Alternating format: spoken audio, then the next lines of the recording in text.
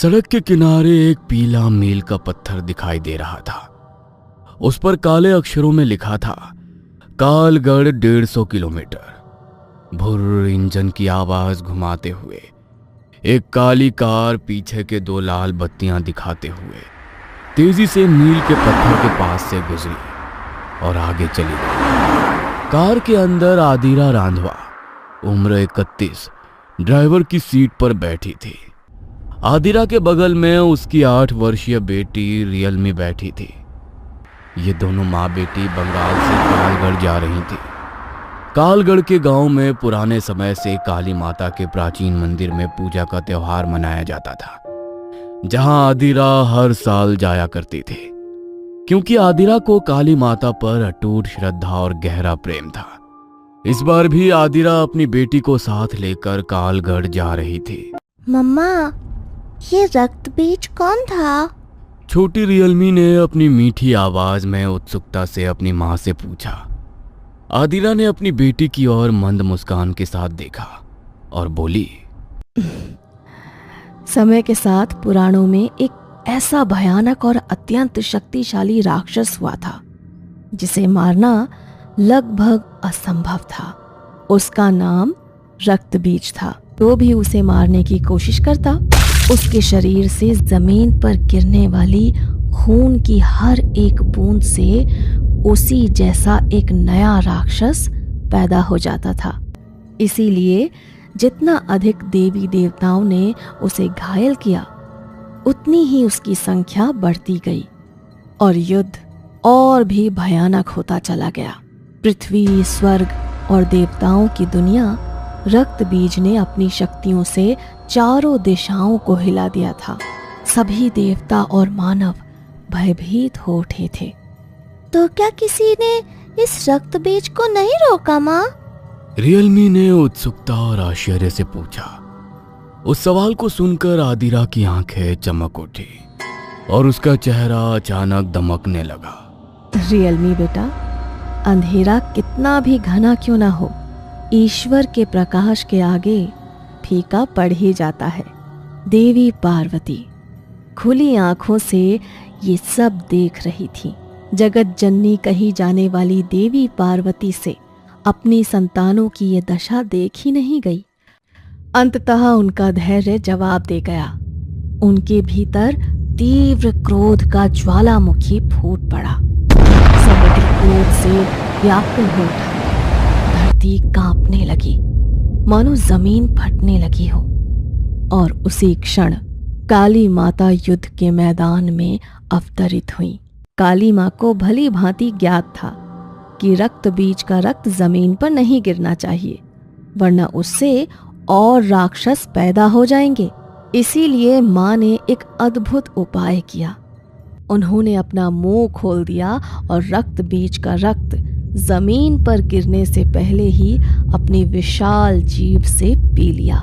एक भी बूंद धरती पर नहीं गिरी और उसी क्षण वो भयानक राक्षस रक्त बीज मारा गया।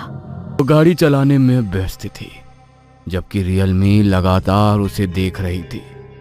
उसकी आंखों में जैसे कोई प्रश्न तैर रहा था। आखिर उसने धीरे से पूछा, माँ, आप मुझे आधी कहानी क्यों सुना रही हैं? मतलब क्या कहना चाहती हो तुम? आदिरा ने हैरानी से रियलमी की ओर देखा, फिर बिना कुछ समझे दोबारा सामने सड़क की ओर देखते हुए गाड़ी चलाने लगी। माँ, मैंने गूगल पर रक्त बीज राक्षस के बारे में जानकारी खोजी थी। तब मुझे पता चला कि कुछ लोग कहते हैं रक्त बीज की कहानी यहीं खत्म नहीं हुई। कहा जाता है काली माता ने उसका रक्त पिया, तब अनजाने में उसकी एक बूंद धरती पर गिर गई थी और वो बूंद किसी घने जंगल में जाकर गिरी। और लोग ये भी कहते हैं कि काली माता के उत्सव के दौरान वही रक्त बीज फिर से जीवित हो उठता है और काली माता से बदला लेने के लिए उनके प्रिय भक्तों को मार डालता है। छोटी रियलमी के मुंह से ये भयानक बात सुनकर आदिरा एक पल के लिए चौंक गई। उसे समझ नहीं आ रहा था कि एक 8 साल की बच्ची ऐसी अजीब और डरावनी बातें क्यों कर रही है। रियलमी, तुम्हें उस फोन का इस्तेमाल थोड़ा कम करना चाहिए। इंटरनेट पर बहुत सी झूठी और फर्जी बातें भी होती हैं। रक्त बीज की कहानी वहीं खत्म हो गई थी। अब ऐसी बकवास बातों पर ध्यान मत दो। यह कहते हुए आदिरा ने सड़क के किनारे गाड़ी रोक दी। सामने ही कोने पर एक छोटी सी चाय की दुकान थी। दुकान जमीन में गाड़े हुए 4 लकड़ी के खंभों पर खड़ी थी, जिनके ऊपर प्लास्टिक की छत डाली हुई थी। अंदर एक पुरानी सी मेज थी और पास में एक गैस स्टोव जल रहा था, जिस पर एक बर्तन में चाय उबल रही थी। दुकान के ऊपर एक टेढ़े मेढ़े बोर्ड पर लिखा था, सुदीपा टी स्टॉल। चाय की दुकान के अंदर लगभग 1.5 फुट ऊंचा एक अजीब सा चाय वाला मेज पर खड़ा था। उसके हाथ में चम्मच थी। वो धीरे धीरे चाय को हिला रहा था। उसने सिर्फ एक साफ धोती पहन रखी थी और कुछ नहीं। आदिरा और रियलमी दोनों गाड़ी से बाहर उतर आए। दुकान के बाहर एक ट्यूबलाइट जल रही थी, जिसकी फीकी रोशनी में सामने रखी 2 पुरानी बेंच दिखाई दे रही थी। आदिरा और रियलमी दुकान के बाहर रखी एक बेंच पर बैठ गई। आदिरा ने आवाज लगाई, अरे दादा, 2 कप चाय देना और कुछ खाने को भी दीजिए। अंदर से चाय वाला बोला, अच्छा दीदी, एक तो रुकिए, अभी लाता हूँ, गरम गरम चाय बन रहा है। मम्मा, हम यहाँ क्यों आए हैं? रियलमी ने धीरे से पूछा। आदिरा मुस्कुराई, बेबी, हमें कालगढ़ पहुंचने में अभी बहुत समय लगेगा। तब तक पेट में कुछ तो होना चाहिए ना। रास्ते में भूख नहीं लगनी चाहिए। थोड़ी देर बाद दुकान के अंदर से चाय वाला बाहर आया। उसके हाथ में एक ट्रे थी, जिसमें 2 गिलास चाय और बिस्किट का एक पैकेट रखा था। लो दीदी, चाय और बिस्किट गरम गरम। चाय वाले ने कहा और ट्रे उनके सामने रख दी। आदिरा ने एक कप चाय रियलमी को दिया और दूसरा गिलास खुद उठा लिया। तभी चाय वाले ने मुस्कुराते हुए पूछा, दीदी, आपका नाम की रे? चाय वाले ने बंगाली हिंदी भाषा में बात करते हुए पूछा। आदिरा ने हल्की मुस्कान के साथ कहा, दादा, मेरा नाम आदिरा है। चाय वाला खुश होकर बोला, ओह, खूब सुंदर नाम है दीदी। आर्य छोटू आपका बच्चा है ना?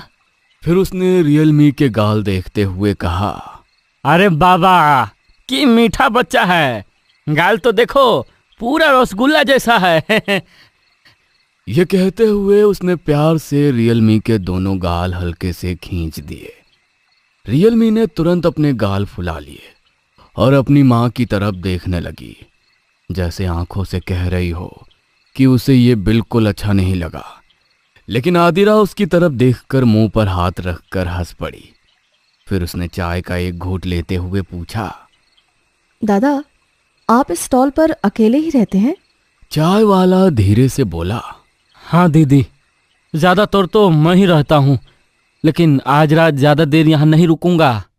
फिर वो थोड़ा झुककर धीमी आवाज में बोला, कल गांव में काली माँ का बड़ा पूजा है और ऐसी रात में इस जंगल में अजीब चीज घूमता है।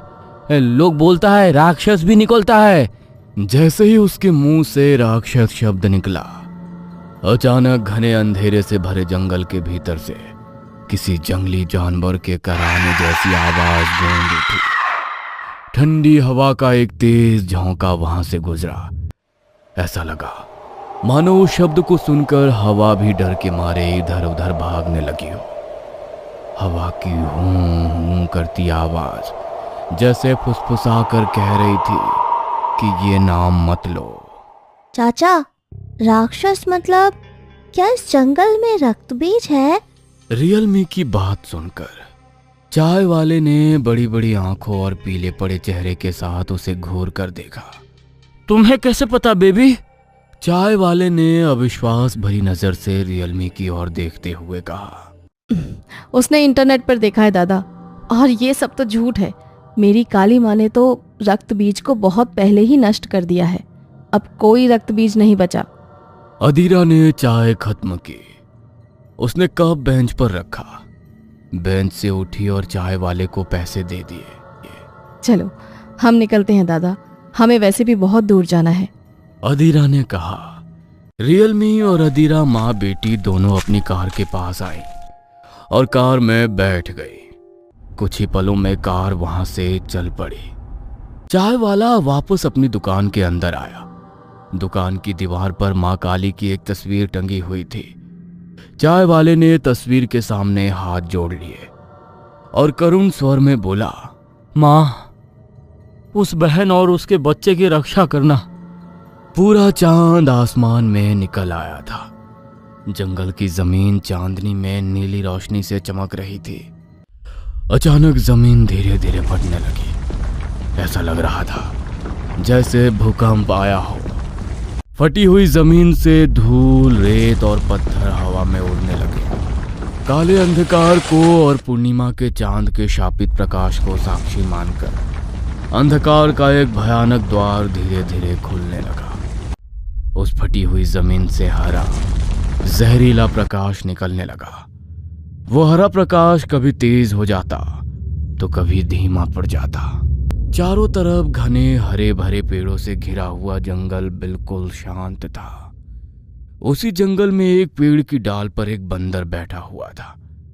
वो मूक जानवर भी समझ गया था कि यहाँ कुछ अजीब हो रहा है। बड़ी बड़ी आंखों से वो इधर उधर देखने लगा। घबराकर वो डाल पर उछलने लगा और हुप हुप की आवाज निकालने लगा। अचानक उस फटी हुई जमीन से लाल रंग की धूल और भाप निकलने लगी। वो भाप धीरे धीरे एक घने आकार में बदलने लगी। कुछ ही पलों में वो भाप अमानवीय शक्ति के साथ एक मानव जैसा भयानक रूप लेने लगी। उसका शरीर चटक लाल रंग का था। गोल चेहरा, काली नुकीली आंखें, दो चौड़ी केसरिया भुजाएं, गंजा सिर और यू आकार का डरावना मुंह। उसके जबड़ों में एक किलो जैसे तेज 32 दांत चमक रहे थे। उसकी दोनों भुजाएं शरीर से भी बड़ी थीं और लगभग जमीन तक लटक रही थीं। उसकी उंगलियां लोहे की तरह तेज और नुकीली थीं। उसके चमकदार लाल पैरों में खूर जैसे नाखून थे। उसके लाल शरीर पर नीली नसें साफ दिखाई दे रही थी। पाताल की टूटी हुई दीवार से, जहां असंख्य भूत, पिशाच और दानव कैद थे, वहीं से निकलकर यह भयानक रक्त बीज दानव धरती पर आ उतरा था और अपनी काली डरावनी आंखों से पेड़ पर बैठे बंदर को घूर कर देखा। उसकी आंखों में धमकी, क्रोध और भयानक भूख साफ दिखाई दे रही थी। ओए बंदर, भाग जा यहां से। उस दानव ने अपने 32 नुकीले दांत दिखाते हुए गुर्रा कर कहा, वरना काली भक्त के बाद में सबसे पहले तेरे ही मांस से अपनी भूख मिटाऊंगा। यह सुनते ही बंदर बुरी तरह डर गया। वह तुरंत डाल से नीचे कूद पड़ा और तेजी से जंगल की ओर भाग गया। दानव ने आसमान की तरफ देखा। पूरा चांद उसकी काली आंखों में चमक रहा था। वो धीरे धीरे हंसने लगा।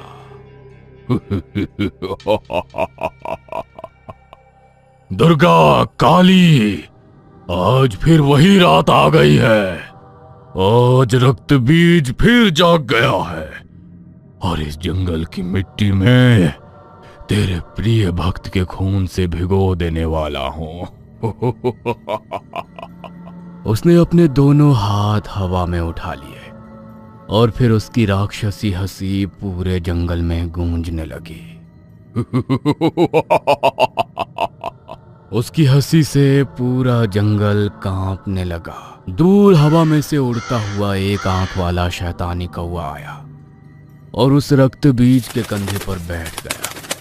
वो कौवा जरूर उस शैतान का जासूस रहा होगा जो उसके लिए कोई गुप्त समाचार लेकर आया था, क्योंकि उस रक्त बीज ने हंसना बंद कर दिया और कौवे के पास अपना कान ले जाते हुए सुनने लगा कि जैसे कौवा उसे कुछ बता रहा हो।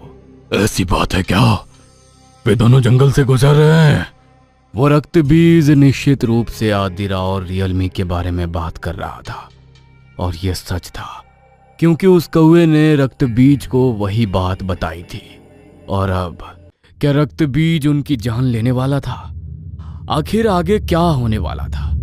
नियति ने आदिरा रियलमी इन दोनों माँ बेटियों के भाग्य में क्या लिखा था? चलिए आगे देखते हैं।